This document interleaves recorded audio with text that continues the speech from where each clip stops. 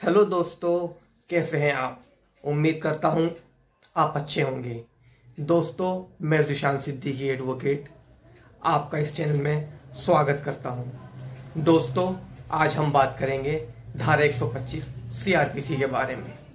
धारा 125 सीआरपीसी क्या होती है, इस बात का ज़्यादातर सभी लोगों को पता होता है कि ये मुकदमा वाइफ अपने हस्बैंड के खिलाफ करती है खर्चा लेने के लिए। आज हम इसी टॉपिक पर बात करेंगे कि जब वाइफ 125 सीआरपीसी का मुकदमा कोर्ट में फाइल करती है तो वाइफ ये सोचकर मुकदमा फाइल करती है कि दो बात होती हैं। एक बात कि या तो हस्बैंड पर दबाव बन जाए और वो शर्त के साथ उसे अपने साथ घर ले जाए। दूसरी बात ये होती है कि वाइफ अपने हस्बैंड पर खर्चा लेने के लिए मुकदमा करती है, उसे वहां जाना नहीं होता है। ज्यादातर ये दो बातें सामने आई हैं। और वहीं उसके विपरीत, उसके अगेंस्ट हस्बैंड क्या सोचता है। हस्बैंड ये सोचता है कि जब हमारी वाइफ ने सूट फाइल कर दिया है तो हम खर्चा नहीं देंगे। अगर खर्चा भी देंगे तो कम से कम उसे खर्चा देंगे और उसे ये मान के उसकी सोच ये हो जाती है ज्यादातर कि उसे बुढ़िया कर देंगे, उसके चप्पल घिसवा देंगे, उसे मुकदमे का करने का मजा चखवा देंगे। ये बात लड़के की साइड से ज्यादातर होती है। और लड़की जब सूट फाइल कोर्ट में करती है तो करने के बाद उसे ये लगता है कि मैंने सूट फाइल किया और सूट फाइल करने के बाद ही फौरन से मुराद मतलब 1-2 महीने में उसको उसका हस्बैंड कोर्ट में आ जाएगा और वो आके उसे खर्चा दे देगा। और होता क्या है कि सूट फाइल करने के बाद जब 2-3 महीने हो जाते हैं, हस्बैंड नहीं आता, तो महिला जिसने अपने हस्बैंड के खिलाफ मुकदमा किया है वो परेशान होने लगती है। उसे लगता है कि मैंने सूट फाइल किया, मैंने मुकदमा किया, मेरा हस्बैंड कोर्ट के अंदर नहीं आ रहा है। उसके अंदर गलत ख्याल आने लगते हैं कि हमारा वकील पता नहीं क्या कर रहा है, कि कुछ नहीं हो रहा उसका। वकील को वो उल्टा सीधा अपने मन में कहने लगते हैं, कभी कभी कह भी देते हैं कि जी वकील साहब 2 महीने हो गए, 3 महीने हो गए, 5 महीने हो गए, उसका तो कुछ भी नहीं हो रहा और वो आ भी नहीं रहा, खर्चा भी नहीं दे रहा। तो ये सारी बातें होती हैं। तो मैंने सोचा कि क्यों ना इस तरह की वीडियो बना दी जाए जो हस्बैंड भी देख सकता हो और वाइफ भी देख सकती हो। दोनों को मुकदमे के बारे में पता चल जाए कि एक दूसरा की सोच क्या होती है जब कोर्ट के अंदर मुकदमा फाइल हो जाता है। दोनों की सोच पता चलकर हो सकता है कि आपका जो डिस्प्यूट है, जो आपका विवाद है, वो शायद खत्म हो जाए। तो आज हम जो बात करेंगे वो इसी टॉपिक पर बात करेंगे। साथ साथ हम ये भी बताएंगे कि जब 125 का जब मुकदमा कोर्ट के अंदर फाइल हो गया तो उसका स्टेप बाय स्टेप कैसे कार्रवाई की जाएगी। ये ज्यादातर जिसने मुकदमा किया है वाइफ ने और जिसके खिलाफ मुकदमा हुआ है हस्बैंड के, दोनों को ये नहीं पता रहता कि इस डेट के बाद मुकदमा जो आने वाली डेट है वो किस में लगेगा। स्टेप बाय स्टेप क्या प्रोसीडिंग होगी मुकदमा चलने की, उसी के बारे में भी आज हम बात करेंगे। उससे फायदा ये होगा कि जिसने सूट फाइल किया है उसे भी अंदाजा हो जाएगा कि हमारा जो मुकदमा है ये किस स्टेज पे चल रहा है, उसके बाद क्या होगा, हमें जो खर्चा मिलेगा वो कब मिलेगा, कैसे मिलेगा। और वहीं उसके अगेंस्ट, उसके विपरीत, उसके विरुद्ध जो हस्बैंड है उससे भी पता चल जाएगा कि मुकदमा किस स्टेज पे चल रहा है। अब क्या होगा, ज्यादातर जो 125 का मुकदमा होता है ये वाइफ अपने हस्बैंड के खिलाफ करती है, जबकि जो बच्चे मानसिक रूप से शारीरिक रूप से अपंग होते हैं, नाबालिग होते हैं, वो अपने पिता से खर्चे लेने का सूट फाइल कर सकते हैं। उसके साथ ही माता पिता भी अपने बेटे से खर्चा ले सकते हैं। दूसरी बात कि जो सूट फाइल होता है, जो मुकदमा होता है, जहां पर फैमिली कोर्ट नहीं होती तो वहां पर जिला मजिस्ट्रेट के यहाँ ये सूट फाइल होता है, नहीं तो फैमिली कोर्ट होती है, फैमिली कोर्ट में सूट फाइल होता है। अच्छा, मुकदमा जब किया जाता है लड़की की साइड से तो उसमें क्या क्या डॉक्यूमेंट चाहिए सूट फाइल करने के लिए? उसमें 4 फोटोग्राफ, पासपोर्ट साइज, अगर उसका बच्चे हैं, बेटी है, बेटा है, तो उसका 7 फोटो खिंचवाकर पासपोर्ट साइज लगाना पड़ता है। आधार कार्ड की कॉपी देनी पड़ती है। साथ में शादी का कुछ प्रूफ अपने हस्बैंड से हुई है, चाहे बैंक अकाउंट हो, चाहे आधार कार्ड हो, पहचान पत्र हो, पासपोर्ट हो, या शादी का कार्ड हो, मैरिज सर्टिफिकेट हो, कुछ भी हो, वो प्रूफ आपके पास होना चाहिए सूट फाइल करने के लिए। वैसे तो इसमें रूलिंग भी है कि उसमें ज़्यादा ज़रूरत नहीं है प्रूफ दाखिल करने की। साथ ही हम सूट फाइल करते समय अगर हमारा हस्बैंड जॉब करता है तो उसकी जॉब की स्लिप होती है, वो भी हम दाखिल कर सकते हैं। जो बिजनेस करता है उसका प्रूफ भी दाखिल कर सकते हैं कि हमारे इतना बिजनेस करता है। वैसे तो सुप्रीम कोर्ट ने भी पति है, उसके बारे में आपको बताना पड़ेगा, क्या प्रॉपर्टी आपके पास आपके नाम है, उसके बारे में आपको बताना पड़ेगा। चलिए बात करते हैं कि हमने सूट फाइल कर दिया कोर्ट के अंदर। अब इसमें भी 2 तरह से कार्रवाई की जाती है। एक कार्रवाई होती है कि हमने कोर्ट के अंदर सूट फाइल किया और हम फाइल करने के बाद समन गए हस्बैंड के पास और वो आ गया, उसके बाद फिर ट्रायल चलता है। एक ये होता है। दूसरा ये होता है कि हमने समन भेजा और उसने समन ले लिया और कोर्ट के अंदर नहीं आया, तो एक्स पार्टी हो जाता है। तो 2 तरह के केस होते हैं। एक तो ट्रायल के अकॉर्डिंग चलता है जिसके अंदर हस्बैंड आ जाता है, और दूसरा होता है कि हस्बैंड नहीं आता। तो मैं पहले आपको बताता हूँ कि जब हस्बैंड नहीं आता, हमने कोर्ट के अंदर सूट फाइल किया। फाइल करने के बाद हस्बैंड पर समन जाता है। समन जाने के बाद अगर हस्बैंड, ज़्यादातर लोग क्या करते हैं, जब समन जाता है तो पोस्टमैन से मिलकर उसे पैसे दे देते हैं, कह देते हैं कि भाई यहाँ पर ये लिख दो कि यहाँ पर ताला लग रहा है, या ये लिख दो यहाँ पर ये नहीं रहता है, या ये लिख दो यहाँ पर प्रॉपर एड्रेस नहीं है इसका। तो कुछ करके वो वापस करा देता है और फिर वाइफ कोर्ट से समन भिजवाती रहती है। 1-1, 1.5 महीने की डेट लगती है, कहीं कहीं 2 महीने की भी लग जाती है।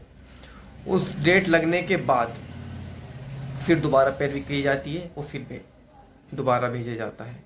लेकिन कुछ ऐसा होता है कि पहली बार वाइफ ने समन भेजे और हस्बैंड बेचारे ऐसे सीधे होते हैं कि उन्हें पता नहीं होता, वो समन पोस्टमैन से ले लेते हैं और कोर्ट में भी नहीं जाते।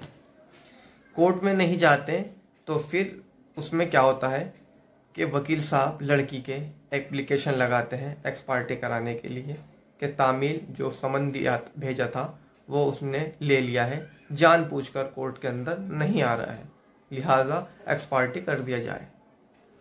तो वो एक्स पार्टी कर दिया जाता है, यानी एक तरफा कार्रवाई, यानी जो लड़की ने अपने दावे में अपनी बात कही है वो सब सच्ची है। एक्स पार्टी इसे बोला जाता है। कभी कभी एक्स पार्टी कराने के लिए क्या होता है कि लड़की ने जब पैरवी की, समन भेजा, तो लड़के ने यही लिखवा दिया कि यहाँ नहीं रहता, ये ताला लग रहा है, या एड्रेस सही नहीं है, मकान नंबर नहीं लिखा है, मोहल्ला सही नहीं है, कुछ भी लिखा देता है। और 2-2, 3-3 बार लड़की द्वारा कोर्ट से समन भेजने के बाद भी जब ये नहीं होता तो उसमें एक एप्लीकेशन कोर्ट के अंदर देनी है होती है प्रकाशन के लिए, न्यूज़पेपर में निकलवाने के लिए।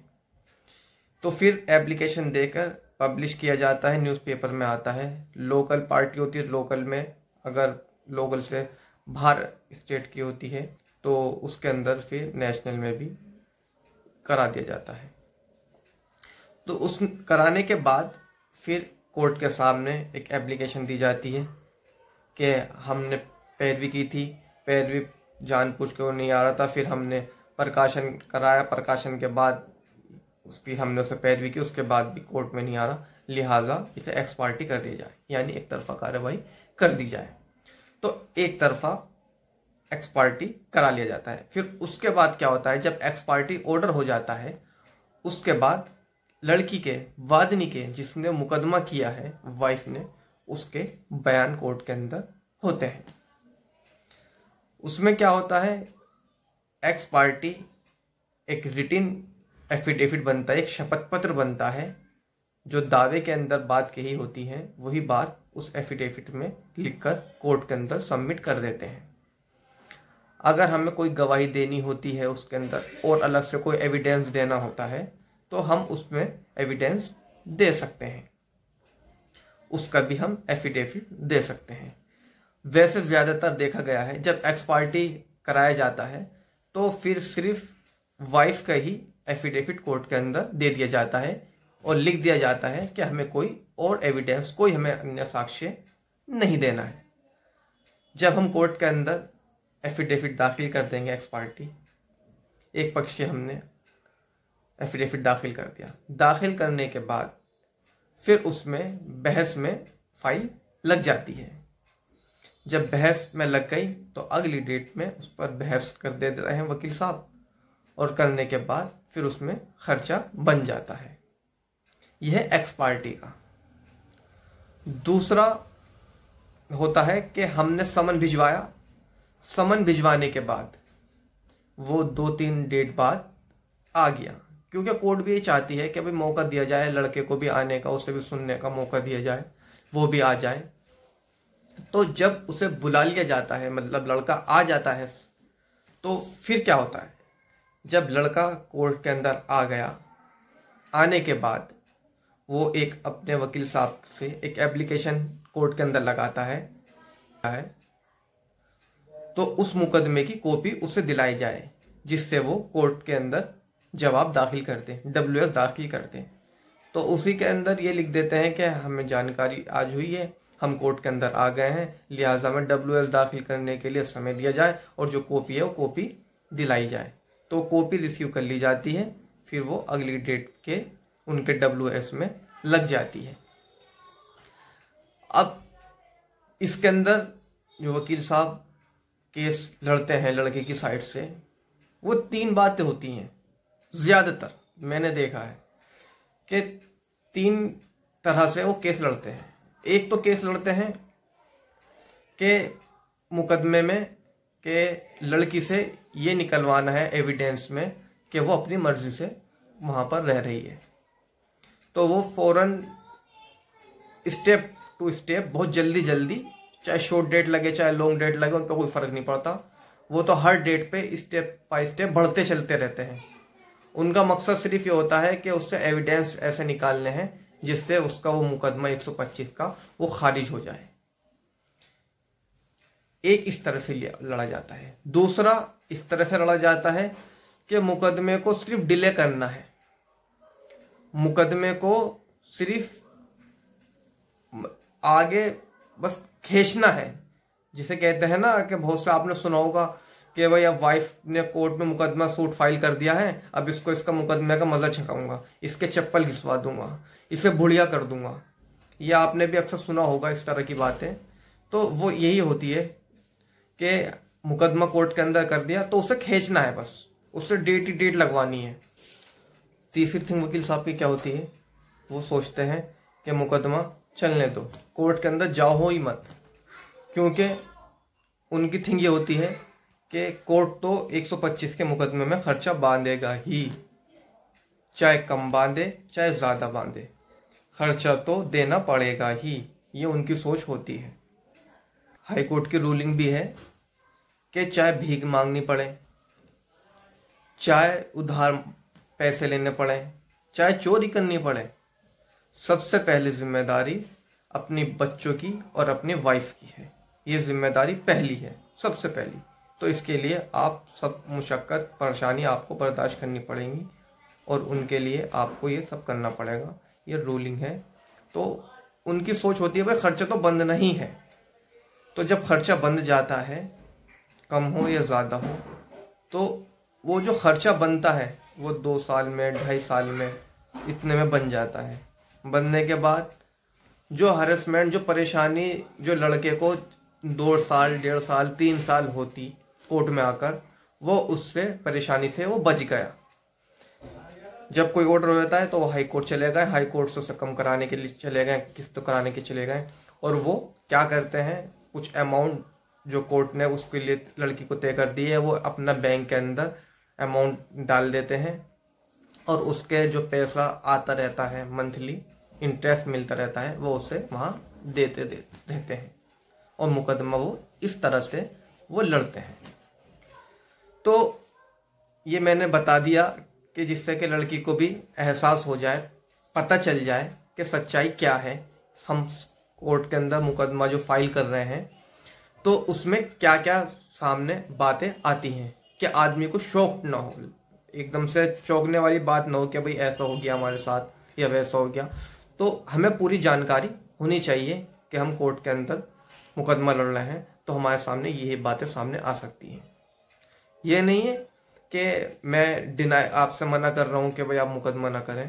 नहीं, आप प्रताड़ित हैं, आपके कोई करने वाला नहीं है, आपका हस्बैंड ही जैसा उसमें बताया है, रूलिंग भी है कि सबसे पहली जिम्मेदारी भी बच्चों की होती है। तो मैं वो नहीं कह रहा, मैं तो आपको इसलिए आगाह कर रहा हूँ कि भाई आपको कोई ये बात सामने आकर आपको तकलीफ परेशानी ना हो, खर्चा तो बन ही जाएगा। चलिए खैर, अब आपको बताते हैं कि स्टेप बाय स्टेप के समन गया, समन के बाद हस्बैंड आ गया, हस्बैंड कोर्ट के अंदर आ गए। उन्होंने अपने वकील साहब से एक एप्लीकेशन कोर्ट के अंदर दी कि वकील साहब ने उनसे टाइम ले लिया, उसकी कॉपी ले ली और WS दाखिल करने के लिए समय मांग लिया। अगली डेट पर, यानी अगला स्टेप जो होगा इसमें, उन्हें WS कोर्ट के अंदर दाखिल करना होगा। अगली डेट पर, नेक्स्ट डेट पर जब WS दाखिल कर दिया उन्होंने, तो फिर जो अगला जो स्टेप होगा वो वादी जिसने मुकदमा कोर्ट में किया है उसका बयान होगा, बयान दर्ज किया जाएगा। बयान लिखवाया भी जा सकता है और वो रिटिन में भी दिया जा सकता है। तो रिटिन में कोर्ट के अंदर हमने उसको दे दिया, देने के बाद वो उनके जो वकील साहब हैं लड़के के, वो फिर उसकी कॉपी लेकर हमसे जिरह करते हैं, हमसे सवाल जवाब पूछते हैं उसके रिगार्डिंग, जिसे आर्गूमेंट भी पूछते हैं। तो फिर उसमें बहस होने के बाद फिर हमारा कोई और उसके अंदर साक्षी है, कोई और गवाह है लड़की की साइड से, पत्नी की साइड से, वाइफ की साइड से, तो वो फिर अपना वो एविडेंस दाखिल करेगी। उसमें भी फिर वही नेक्स्ट डेट लगने के बाद उसका बयान कोर्ट के अंदर फाइल होगा, वो रिटिन में दिया जाएगा। फिर उसके बाद उनके लड़के के हस्बैंड के वकील साहब वो आपसे फिर उस से जिरह करेंगे गवाह से। आप 1 गवाह, 2 गवाह, 3 गवाह, जितने भी गवाह आप उसके अंदर रखेंगे, फिर सबसे वकील साहब उनके वो जिरह करेंगे। जब आप लिख के कोर्ट के अंदर ये दे देंगे कि अब हमें कोई और साक्ष्य, कोई और गवाह और कोई गवाही नहीं देनी है कोर्ट के अंदर, तो वो फिर लड़के के हस्बैंड के साइड मुकदमा एविडेंस में लग जाएगा। फिर लड़के के वो बयान कोर्ट के अंदर दाखिल होंगे, फिर लड़की के वकील साहब उससे जिरह करेंगे। लड़के का जो गवाही होगा, गवाह होंगे, फिर वो दाखिल करेगा, फिर वकील साहब लड़की के उनसे जिरह करेंगे। जब दोनों में ये कंप्लीट हो जाएगा, जिरह कंप्लीट हो जाएगी, फिर मुकदमा लगेगा, बहस में मुकदमा लगेगा। इससे पहले मैं एक बात और बता दूं आपको, होता क्या है, कोर्ट की भी थिंक होती है कि जब WS फाइल कर दिया जाता है या जब लड़का टाइम ले लेता है, तो उसके बाद अगली डेट पर ज़्यादातर देखा गया है कि वो एक्सपर्ट उसमें मेडिशन के लिए लगवा देते हैं एप्लीकेशन के, भाई कि इनका मेडिशन करा दिया जाए, हो सकता है इनका घर बस जाए, हो सकता है ये मुकदमा ख़त्म हो जाए। तो कोर्ट भी ये चाहता है कि भाई चलो मीडिएशन में दोनों पार्टी अगर चाहते हैं मीडिएशन के लिए तो मीडिएशन में लगा दिया जाता है। 2-3 डेटें वहाँ पर ऐसी निकल जाती हैं। ज़्यादातर जो कंप्रोमाइज़ हो भी जाता है और नहीं भी होता है, तो वो बातें भी होती हैं मीडिएशन में लगाकर। कभी कभी ऐसा होता है कि वो मीडिएशन हो गया और उसके बाद मुकदमा ख़त्म हो जाता है, लड़की चली जाती है, और नहीं तो फिर ट्रायल चलता है। तो इसमें ये जब आर्गूमेंट में फाइल लग जाएगी, उस आर्गूमेंट से पहले एक सुप्रीम कोर्ट की गाइडलाइन ये है कि एक एफिडेविट दाखिल करना होगा, जो भी मैंने आपको पहले बताया था। वो उस एफिडेविट के अंदर हमें ये बात बतानी होगी कि हमारी इनकम क्या है, हमारे पास प्रॉपर्टी क्या है, हमारी आय का स्रोत क्या है, हम कमाते हैं या नहीं कमाते हैं, या हमारी सैलरी हमारी ये कितनी। लड़के को भी दाखिल करना है और लड़की को भी दाखिल करना है, हस्बैंड को भी और वाइफ को भी, दोनों को अपने अपने एफिडेविट दाखिल करने हैं कि मेरे पास प्रॉपर्टी ये है, मेरे पास प्रॉपर्टी नहीं है। दोनों को अपनी प्रॉपर्टी के रिगार्डिंग, अपनी आय के रिगार्डिंग वो एफिडेविट कोर्ट के अंदर देना होगा। ये कंपलसरी कर दिया गया है। तो उसके बाद बहस होने के बाद फिर जजमेंट हो जाता है, आदेश पारित हो जाता है। तो सबसे पहले क्या होता है इसमें, सबसे पहले जब हमने सूट फाइल कर दिया उसके बाद समन जाता है, समन के बाद हस्बैंड कोर्ट में आ जाता है, उसके बाद कोर्ट के अंदर एप्लीकेशन देता है, कॉपी रिसीव करता है, कॉपी रिसीव करने के बाद वो WS दाखिल करने के लिए समय ले लेता है। फिर उसके बाद क्या होता है, उसके बाद WS दाखिल किया जाता है। कभी कभी एप्लीकेशन भी लगा दी जाती है मीडिएशन कराने के लिए, जिससे मीडिएशन में फाइल चली जाती है, मीडिएशन होता है। उसके बाद लड़की के बयान होते हैं, उसके गवाहों के बयान होते हैं, वकील साहब लड़की से जिरह करते हैं, उनसे सवाल जवाब पूछते हैं, क्रॉस करते हैं और उसके गवाहों के साथ क्रॉस करते हैं। जब वो क्रॉस पूरा हो जाता है, लिख के दे देते हैं, तो फिर लड़का पक्ष अपने बयान कराता है कोर्ट के अंदर। फिर लड़की के वकील साहब उससे लड़के से पूछते हैं, लड़के के जो गवाह होते हैं वो अपना फाइल करता है और फिर उससे जिरह करते हैं, उससे क्रॉस करते हैं और उससे पूछते हैं। फिर उसके बाद एफिडेविट कोर्ट में दाखिल करना पड़ता है, जो सुप्रीम कोर्ट ने कहा है। उसके बाद फिर बहस होने के बाद जजमेंट हो जाता है।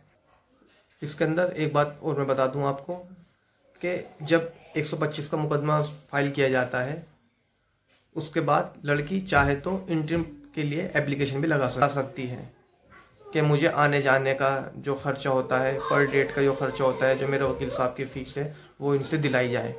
तो वो भी एप्लीकेशन कोर्ट के अंदर फाइल कर उसकी कॉपी रिसीव करा दिया जाता है। सेकंड जो वकील साहब होते हैं लड़के के, वो फिर उसके अंदर ऑब्जेक्शन फाइल करने के बाद फिर वो बहस होती है। उस बहस के बाद अगर जज साहब को लगता है कि मुकदमे के अंदर इंटरिम भरण पोषण के लिए अलाउ करना है, लड़की को दिलाना चाहिए, तो वो अलाउ कर देते हैं।